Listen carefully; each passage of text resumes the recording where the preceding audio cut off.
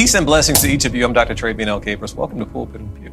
And before we begin, I'd like to offer a special word of thanks to Kingdom Culture TV for bringing my research to life. My special guest, Pastor David Finkley, for joining us today. Welcome, Pastor Finkley. Thank you, sir. The previous shorts offered insight into the findings of communication, disclosure, and inclusion. Today, Pastor Finkley and I will present the theme of leadership.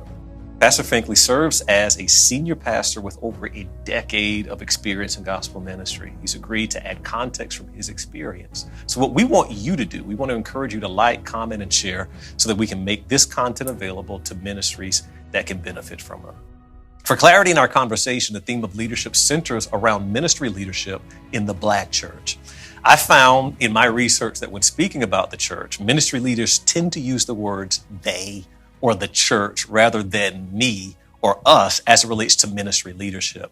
And we know that church decisions are made either by a collection of ministry elders or, if it's a congregational church, the active membership of the church.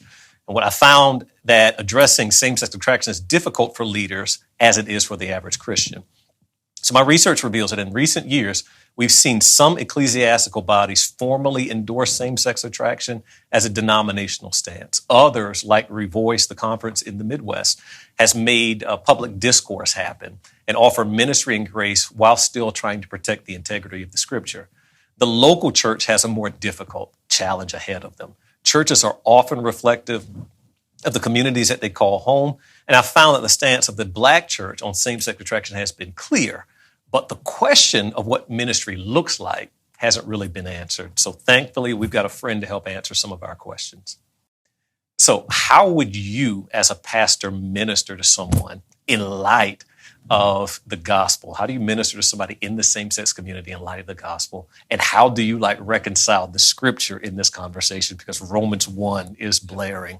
Leviticus 18 is out there. Jude 7 is out there. How do you do that as a pastor? Well, thank you for having me, first off. It's an incredible privilege to be here, and thank you for the platform that you're creating. This is an extremely necessary conversation to have.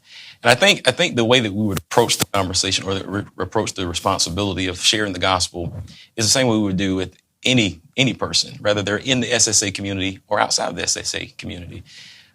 First, I would emphasize, because of the rhetoric that has been spewed over the last 5 years or so, the love of Christ, which is an extreme component of the gospel. You have to talk about the love of Christ and what that means to an individual, whether they are in the SSA community or not. But then I would also go on to explain the kingship of Christ, okay? Because it seems as though the idea is that God the Father, he gave his son because he loved us. He gave him to die for us. And it just so happens that his son is a king. So as one person accepts the love of Christ, they have to also accept the kingship of Christ. And that's where the conversation of Romans 1 becomes all the more interesting, because it really corrects our idea of God. It corrects the perception that we have of God. And what Paul seems to argue in Romans 1 is that a person's view of God impacts their heart, and then their heart motivates their behaviors.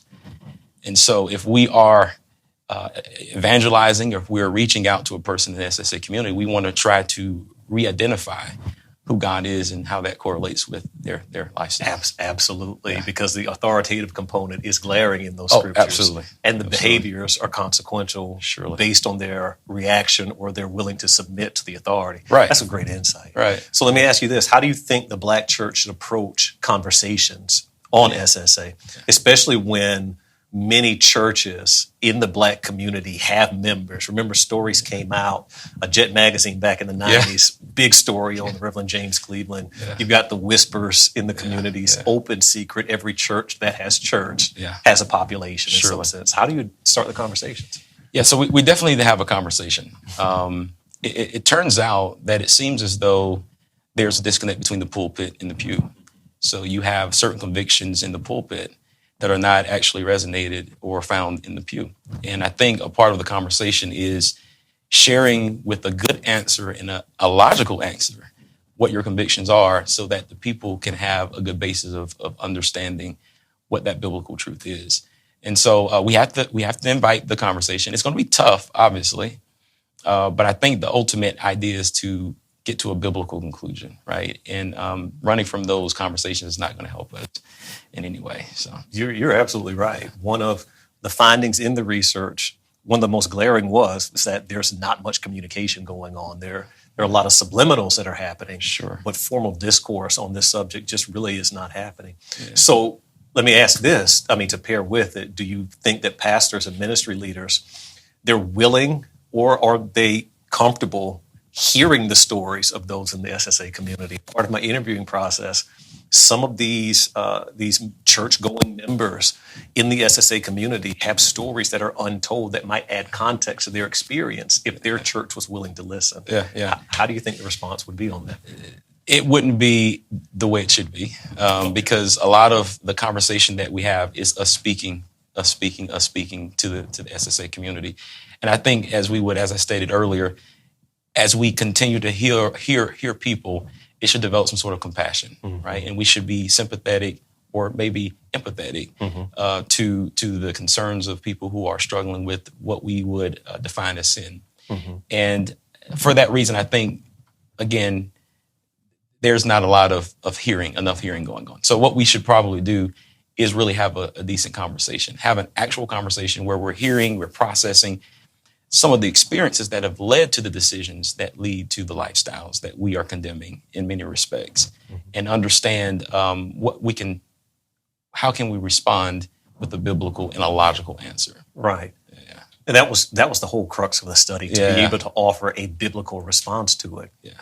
And in that, the Bible lays out some very clear groundwork of what it means to identify as a Christian. Now, we're talking about sexual identity, a portion of it. Yeah. But each church, particularly Black churches, have very defined guidelines of what membership looks like. Yeah. So I'm just asking this. Could someone that is in the SSA community be a member of a Black church, and would they be denied, with membership there comes privileges. Would they be denied, communion, baptism, marriage rights in a Black church because of conviction? Yeah, generally they would. I think the danger of that, though, is if we're saying that we're denying people rights based on their sexual status, and we're defining that as sin, then we're going to have to take that approach across the board, right? It's 1 Corinthians chapter 5, when Paul, has this guy put out of the church. What I understand by that is it's not that Paul says get him out of the church because he's participating in sexual immorality.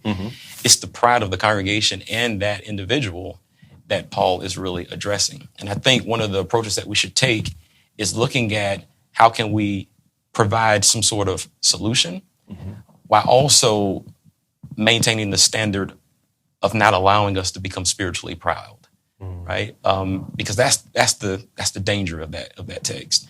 And if we were to take it from that perspective, I think it'll be a totally different conversation. It just so happens that the way that we have institutionalized Christianity is not appropriate for that kind of process, right? Because our membership leads to some sort of institutional value rather than a spiritual formation, right?